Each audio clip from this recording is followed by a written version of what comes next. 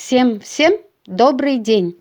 Прочь с дороги наша лень, не мешай трудиться, не мешай учиться. Наши ушки на макушке, глазки широко открыты, слушаем, запоминаем, ни минуты не теряем. Здравствуйте, дорогие ребята! Мы начинаем наш следующий урок.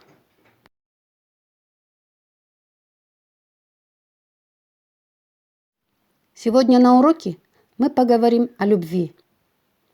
А вы знаете, что такое любовь? Какая бывает любовь?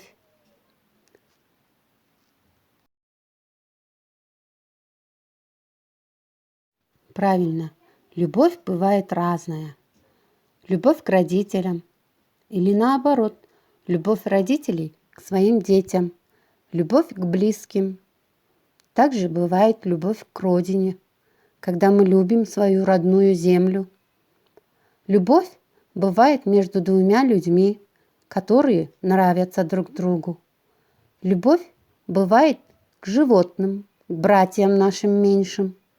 А еще любовь бывает общая, любовь к природе. Любовь – это очень хорошее чувство.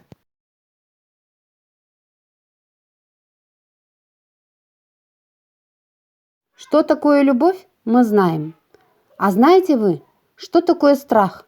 Вы когда-нибудь кого-нибудь, чего-нибудь боялись? Вам когда-нибудь было страшно?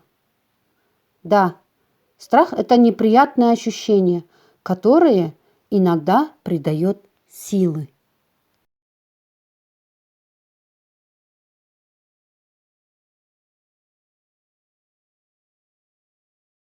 А что же сильнее всего? Любовь или страх?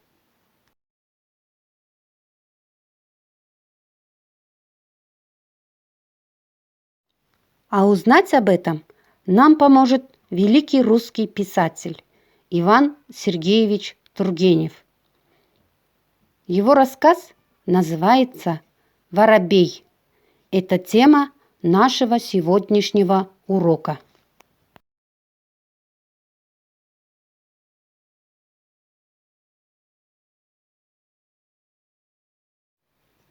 Сегодня на уроке мы познакомимся с русским писателем Иваном Сергеевичем Тургеневым.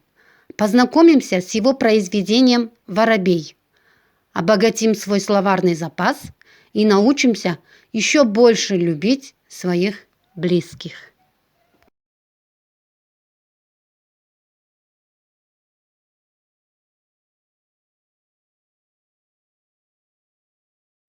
Посмотрите на портрет писателя. Иван Сергеевич Тургенев родился в 1818 году и прожил 65 лет. Родился Тургенев в городе Орле. Начал учебу в университете, когда ему еще не было 15 лет. Он очень любил учиться и был прилежным учеником. Написал много произведений, романов, рассказов. Самые значимые его книги для детей – это «Записки охотника» и «Муму». Посмотрите, какое у него благородное, задумчивое и спокойное лицо.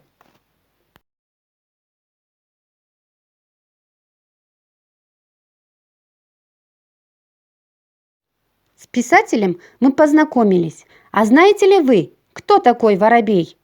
Это прожорливая птичка, которая летает по полям, огородам. Ее можно встретить и в саду. Воробьи живут 18 лет. Летом они выращивают свое потомство и кормят их насекомыми и гусеницами. А вы когда-нибудь слышали, как чирикает воробей? Давайте вместе послушаем.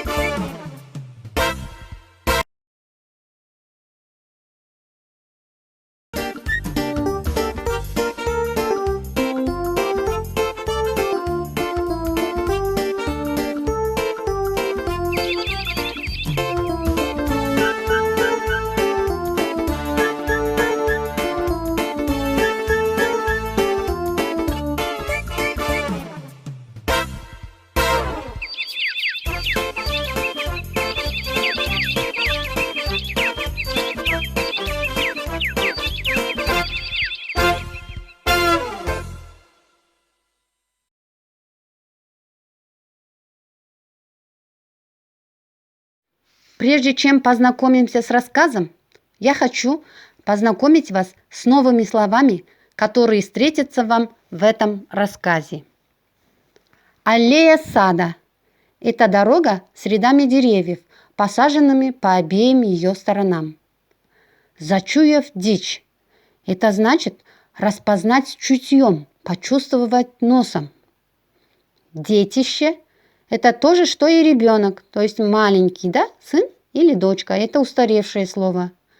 Благоговеть, то есть относиться с глубочайшим почтением и восхищением. Красться – это значит идти незаметно, проходить тайком. Героический, но это вы знаете, да? То есть отличающийся героизмом, то есть совершающий подвиги, необычный по своей храбрости, доблести и самоотверженности.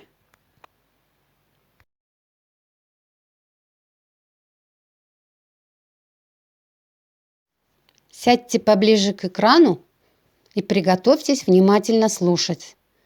По ходу чтения я буду задавать вопросы, а вы постарайтесь найти на них ответы. Я возвращался с охоты и шел по аллее сада.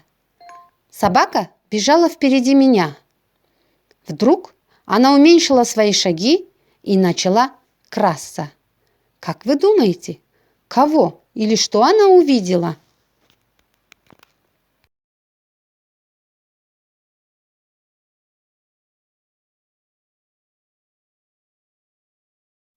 Как бы зачуяв перед собою дичь, я глянул вдоль аллеи и увидел молодого воробья с желтизной около клюва и пухом на голове. Он упал из гнезда. Ветер сильно качал березы аллеи и сидел неподвижно, беспомощно растопырив едва прораставшие крылышки. Моя собака медленно приближалась к нему. Значит, кого увидела собака? Правильно, маленького воробья. А откуда он упал? Почему упал воробей? Потому что был ветер, да?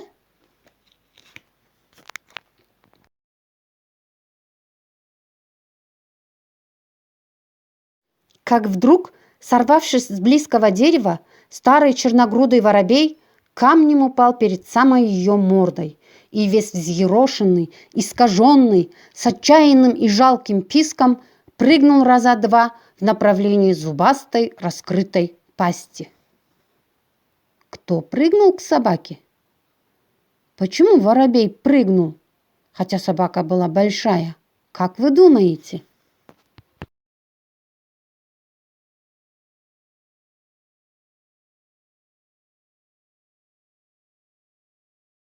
Он ринулся спасать. Он заслонил собою свое детище, но все его маленькое тело трепетало от ужаса.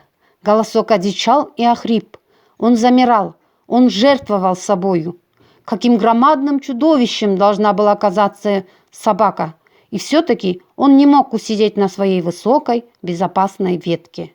Сила, сильнее его воли, сбросила его оттуда. Мой трезор остановился, попятился. Видно, и он признал эту силу. Я поспешил отозвать смущенного пса и удалился, благоговея. Да, не смейтесь, я благоговел перед той маленькой героической птицей, перед любовным ее порывом. Любовь, думал я, сильнее смерти и страха смерти. Только ею, только любовью держится и движется жизнь. Вот так заканчивается этот рассказ. Как вы думаете, в чем главный смысл этого рассказа? Какая сила помогла победить собаку? Как автор называет воробья? Правильно. Страх перед собакой был заглушен любовью матери к своему сыну. То есть воробей защитил свое детище, несмотря на страх. Ему было страшно, но любовь к своему ребенку помогла ему преодолеть этот страх.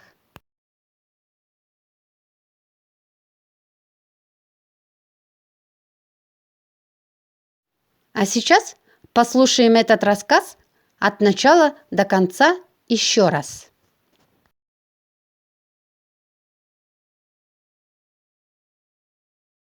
Иван Тургенев. Воробей. Я возвращался с охоты и шел по аллее сада. Собака бежала впереди меня. Вдруг она уменьшила свои шаги и начала красться, как бы зачуяв перед собою дичь. Я глянул вдоль аллеи и увидал молодого воробья с желтизной около клюва и пухом на голове. Он упал из гнезда, ветер сильно качал березы аллеи, и сидел неподвижно, беспомощно растопырив едва прораставшие крылышки. Моя собака медленно приближалась к нему, как вдруг, сорвавшись с близкого дерева, старый черногрудый воробей камнем упал перед самой ее мордой и весь взъерошенный, искаженный, с отчаянным и жалким писком прыгнул раза два в направлении зубастой раскрытой пасти. Он ринулся спасать, он заслонил собою свое детище, но все его маленькое тело трепетало от ужаса. Голосок одичал и охрип, он замирал, он жертвовал собою. Каким громадным чудовищем должна была ему казаться собака! И все-таки он не мог усидеть на своей высокой, безопасной ветке. Сила сильнее его воли сбросила его оттуда. Мой трезор остановился, попятился. Видно, и он признал эту силу. Я поспешил отозвать смущенного пса и удалился, благоговея. Да, не смейтесь, я благоговел перед той маленькой героической птицей, перед любовным ее порывом.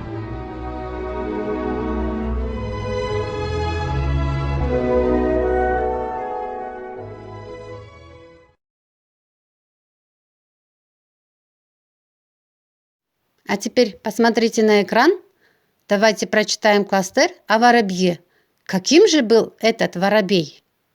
Смелый, героический, отважный, любящий, самоотверженный.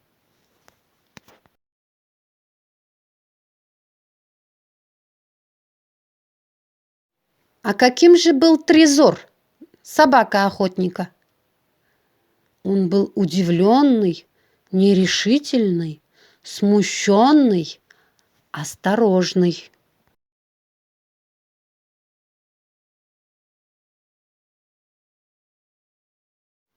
А теперь с помощью картинок давайте вспомним и закрепим то, что мы сегодня с вами проходили. Посмотрите, художник нарисовал картинки, но они неправильно проставлены. Нам надо поставить их в правильном порядке. Что было в начале, что было в конце, а что было в середине.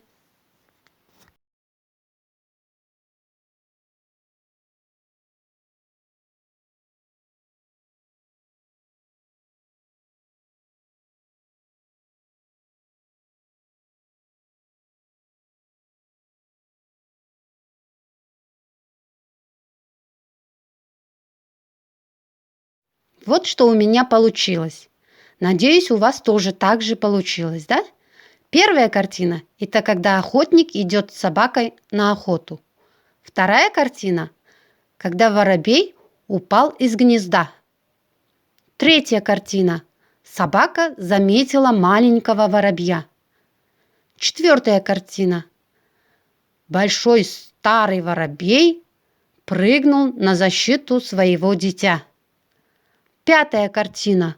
Собака попятилась назад. И 6-я. Охотник вместе с собакой ушли. Вот что у меня получилось. Надеюсь, у вас тоже так же получилось, да? Первая картина – это когда охотник идет с собакой на охоту. Вторая картина – когда воробей упал из гнезда. Третья картина – собака заметила маленького воробья. Четвертая картина – большой старый воробей прыгнул на защиту своего дитя. Пятая картина – собака попятилась назад. И 6-я – охотник вместе с собакой ушли.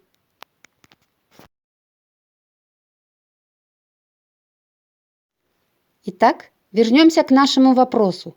Что же сильнее, любовь или страх?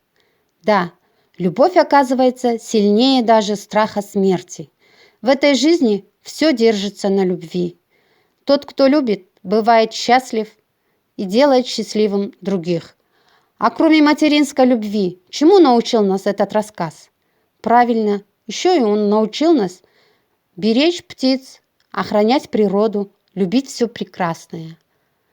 Тургенев сказал: «Любовь, думал я, сильнее смерти и страха смерти. Только ею, только любовью держится и движется жизнь».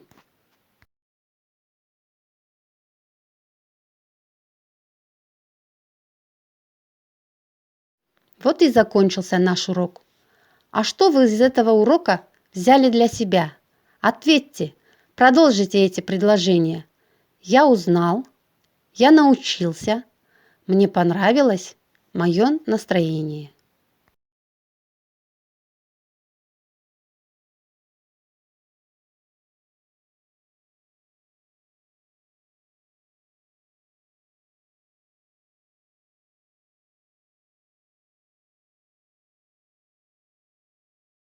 Запишите домашнее задание. Страница 156. Прочитать рассказ «Воробей». А еще составьте синквейн к словам «молодой воробей», «автор».